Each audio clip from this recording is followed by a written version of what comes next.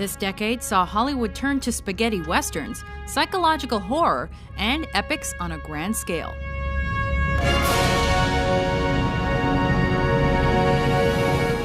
Welcome to WatchMojo.com, and today, in this installment of our series on the greatest movies of all time, we're counting down our picks for the top 10 movies of the 1960s. So long as the Arabs fight tribe against tribe, so long will they be a little people.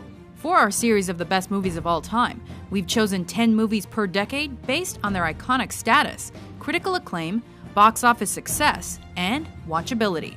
And just so you know, we're not necessarily choosing the movies your film studies professor would pick. So sit back and relax as we drink our martinis shaken, not stirred, learn to stop worrying and love the bomb, and never shower again.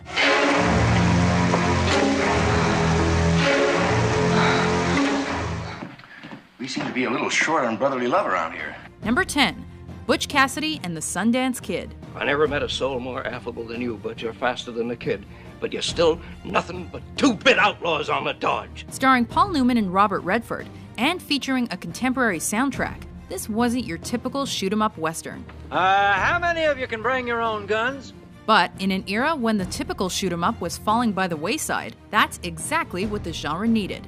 Set in the 1890s, Newman and Redford play career criminals on the run from the law.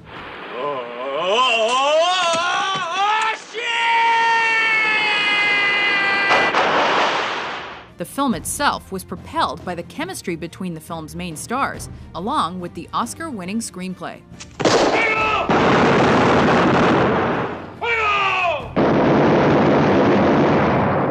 Number 9, The Sound of Music. The hills are alive with the sound of music.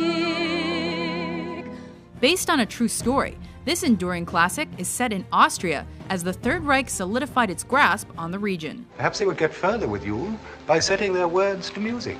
If the Nazis take over Austria, I have no doubt, Herr Zeller, that you will be the entire trumpet section. Against the all-too-real backdrop of Nazi-occupied Europe unfolds a musical love story between a former nun and a hardened widower. Silver white winters that melt into spring.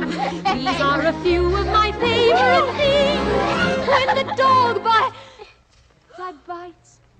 The tale of a singing nanny who transforms the lives of her charges paralleled the previous success of Julie Andrews' Mary Poppins, but The Sound of Music is indisputably a timeless story for the whole family. Now, when I want you, this is what you will hear. Oh, no, sir. I'm sorry, sir. I could never answer to a whistle. Gentlemen, you can't fight in here. This is the war room. Number 8, Dr. Strangelove. To foster and impart the required principles of leadership and tradition. Still in the midst of the Cold War, this Stanley Kubrick film centers on a paranoid military general who dispatches orders for a nuclear attack and the subsequent rush to stop it. But surely you can disarm it somehow? No, it is designed to explode if any attempt is ever made to untrigger it. Automatically? It's an obvious commie trick, Mr. President. We're wasting valuable time. Look at the big boy. They're getting ready to clobber us. Satirizing the tension between the US and the Soviet Union, Dr. Strangelove is a dark comedy that benefits from Kubrick's trademark meticulousness in both storytelling and style. Thanks to tour de force performances on behalf of Peter Sellers, this sinister film is now considered a comedy classic. With a spirit of bold curiosity for the adventure ahead.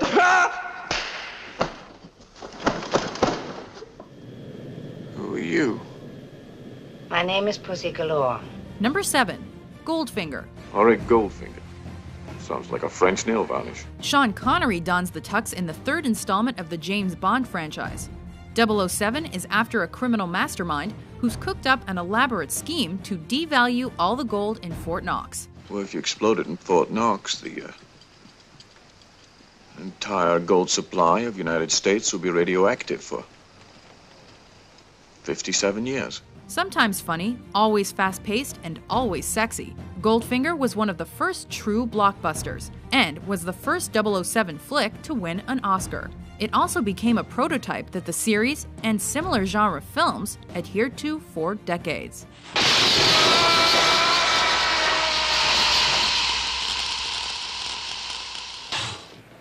What kind of man are you? You got children of your own. Number 6, To Kill a Mockingbird.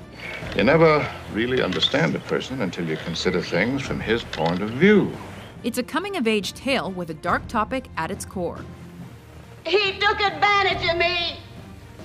Following a small-town attorney and his young children as they navigate a controversial court case that pits them against bigotry and violence, To Kill a Mockingbird highlights disparities in the criminal justice system and the effects of racism. She did something that in our society is unspeakable. She kissed a black man. Based on Harper Lee's novel, it was a landmark film both in subject matter and in tone, and Gregory Peck's Oscar-winning performance set the standard for movie heroes to come. Our courts are the great levelers. In our courts, all men are created equal.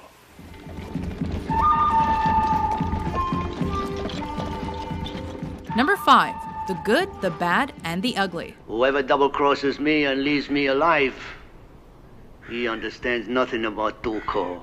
Part of the spaghetti western phenomenon, this film stars Clint Eastwood as a man with no name on the hunt for buried gold. I'd tell the name on the grave. After all, what good is the money to you if you're dead? I know the name in the cemetery, but you know how many graves there are there. Paired with a mercenary and a career criminal, the trio backstabs and double-crosses each other throughout the search. The Good, the Bad, and the Ugly was originally criticized for its violence, but it was later credited with revitalizing the Western genre.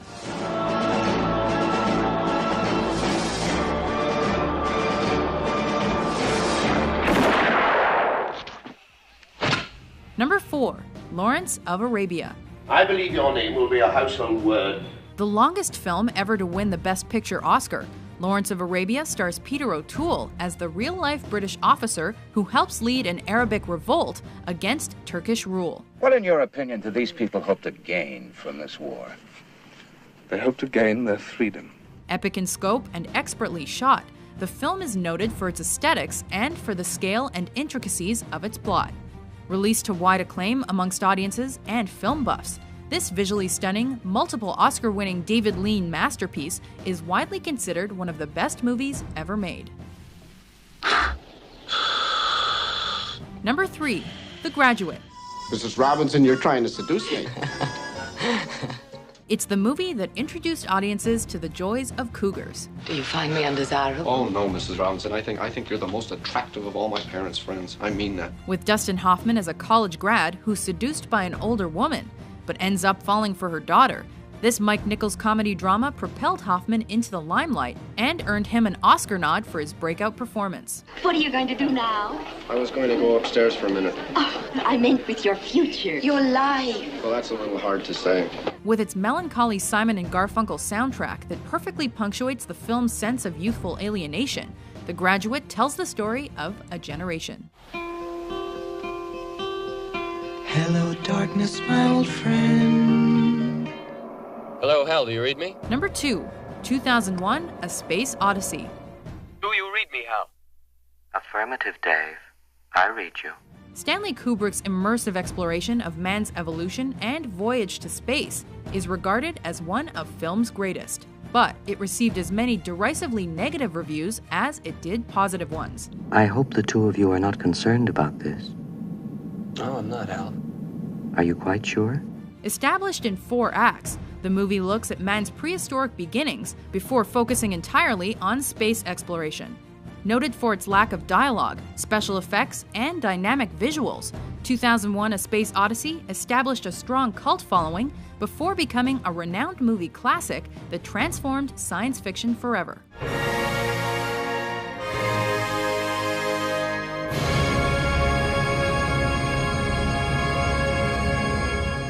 Before we unveil our pick for Best Movie of the 1960s, here are a few honorable mentions. I'm walking here! I'm walking here! Up yours, you son of a bitch! You don't talk me that way! Get out of here! November. November? What? You have been in pain since November and he's not doing anything to help you? He says it's gonna stop.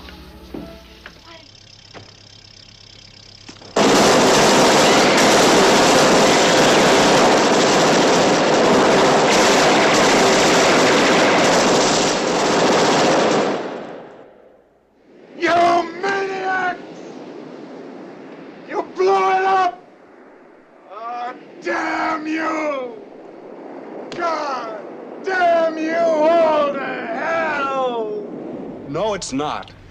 Holly? I'm not Holly. I'm not Lula May either. I don't know who I am. I'm like Cat here. We're a couple of no-name slobs. We belong to nobody, and nobody belongs to us. We don't even belong to each other. Come on, Dover! Move your blooming ass! Don't upset yourself. We all go a little mad sometimes. Number 1, Psycho. Oh, we have 12 vacancies. 12 cabins, 12 vacancies. Shifting the norms of what was acceptable in terms of violence and sexuality in film, this Alfred Hitchcock standard set the movie industry on its ear.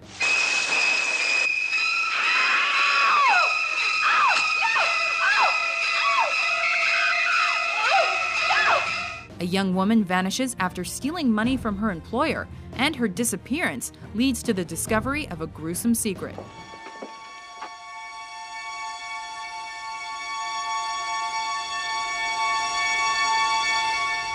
The movie was a smash hit with audiences, prompting long lines at movie screenings and raking in millions.